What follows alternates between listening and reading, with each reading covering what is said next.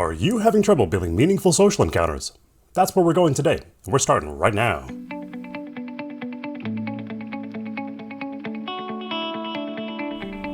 If this is your first visit and you want tips and tricks to make your role-playing games a little bit more awesome, start now by subscribing and hitting the bell so you can stay in the know. Decades ago, in the dark times before the internet, it was way harder to get information about role-playing games. I was lucky to know some folks who played, but most of their advice was about mechanics and the crunchy bits, rarely about social encounters. What resulted were some interesting characters and situations, and not in a good way. Social encounters are often what give weight to the fantastical tales we weave with our players. They're how we deliver much of the information about the setting, and they're most of how we motivate the action and consequences of what the players do. There's a lot of stuff we can accomplish through them, and it's worth spending the time to build them correctly. So why is it that there's so little guidance about constructing them? This is part 4 of our multi-part discussion of making prep a little bit more awesome.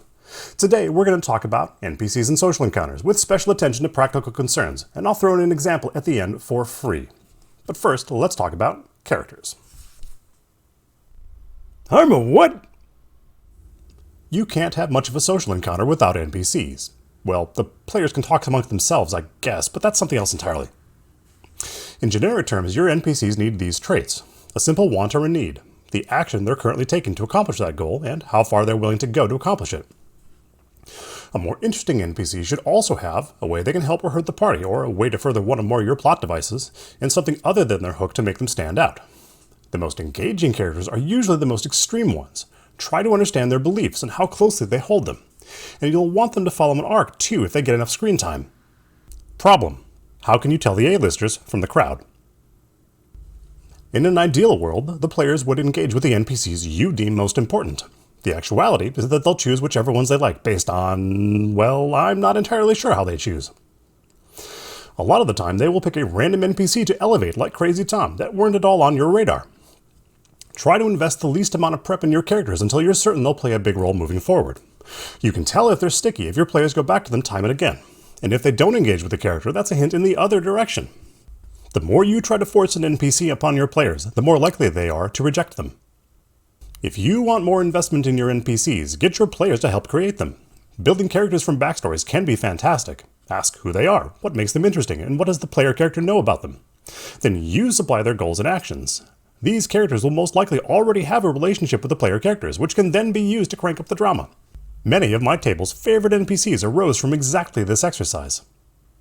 NPCs are useful for showing different perspectives too, especially those that challenge their characters' beliefs. Have your NPCs reflect the PC's actions, show them how folks react to what they've done. Sympathetic characters should heighten their best qualities, while antagonistic characters should call out their worst actions. Show them how they've affected the world in either case. This helps give weight to their actions, which in turn helps build engagement, and engagement is what it's all about. I want to use this hammer. Many players never become comfortable speaking in character. Unless you have a rule at your table otherwise, this is probably okay. If you set the example consistently, many players will warm up to it over time. You set the bar of how much eccentricity can still be considered cool.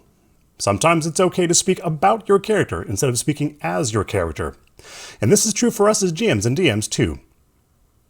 The best way to explain things in the game is through the voices and actions of your characters.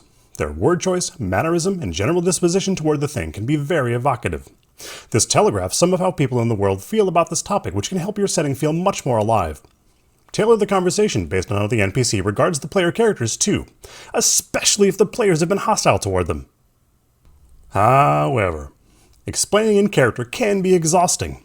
Thinking through how they'd say a thing and in their voice takes time, and table time is limited. If you want to speed up the proceedings, start the explanation in character, then switch to normal narrative for the bulk of it, and then end it in character again. In that way, you can still get most of the flavor out of the bubblegum without having to chew on the thing for hours. Just like not dragging out a combat encounter to the bitter end, don't drag out a social encounter either. This is super important for pacing, but that's another video. I'm in for 2 copper. A couple of episodes ago, we discussed needing motivation and consequence in every encounter, and it's just as true for social encounters as it is for combat. We also talked about making your encounters actor and/or setting agnostic, which we still want. And keep your eyes open for ways you might raise the stakes or add drama. Players will sometimes force you into low-stakes social encounters with none of this. Such players tend to see NPCs as either walking bags of coin and XP or a lock revealing clues if they say the right phrase. You should not pander to this. Many players have been taught very badly by video games, which are bound inexorably to their scripting. You do not have this restriction. You can think critically with your meat brain up in your coconut about the situation and act accordingly. This versatility is one of the great strengths of our hobby. If you do find yourself in one of these low-stakes situations, consider what the character may or may not know. You still need to know what the character wants, but look for ways to tie this NPC into the other stuff that's going on. Occasionally, you'll find a really good association which can help both the character and the situation, and make the consequences flow from what the player characters do, both positively and negatively. And your NPC should react naturally based on what you know about them. This is why scripting dialogue can be so dangerous. Increasing the drama usually means raising the stakes, and don't be afraid to be mean to your NPCs. Be especially mean to the ones that the players like, and bonus points of those NPCs are also useful. There isn't a better way to get their attention than by having their favorite NPC take a fall. And it doesn't necessarily mean killing them either. Show your players how they're affecting the world through the voices and actions of your NPCs. This one goes here. 2 episodes ago, we discussed building some simple social encounters relaying information about Sootpaw's band of uplifted gnolls. Blam. It started with a set of clues to reveal, and an expectation that the players would ask a bunch of questions, probably of a random NPC. Additionally, the consequence was small, just flavor, clues, and a deepening of the mystery. Let's reimagine that as a more fully developed social encounter with real consequence.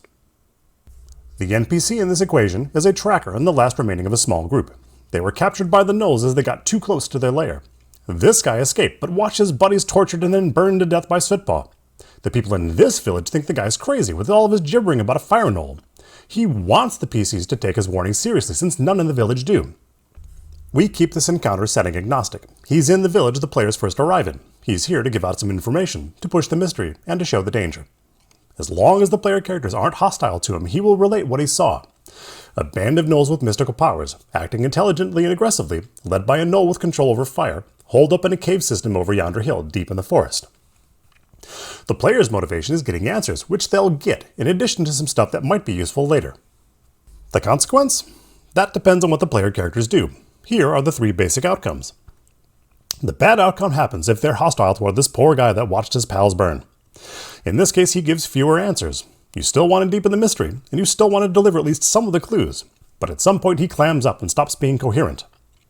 The expected outcome is that he delivers all of his clues, including the location of the lair. The bonus outcome is the most interesting. If the player characters are kind to him and, I don't know, offer to avenge his fallen friends, he should react positively. He could reveal the patrol routes outside the lair, or lead the player characters to the lair himself. And if they really win his favor, he might offer to fight alongside them to sate his hunger for revenge. This both raises the stakes and shows the players that their actions can have positive consequence. I hope that this discussion has helped you see social encounters in a new light. It bears repeating that this is one of the great strengths of our hobby, and a thing that is hard to do anywhere else. This is part 4 of our multi-part discussion, where we delve into making prep a little bit more awesome. To catch the next installment, start by subscribing and hitting the bell so you can stay in the know. Thanks for staying classy, and I'll see you on Sunday.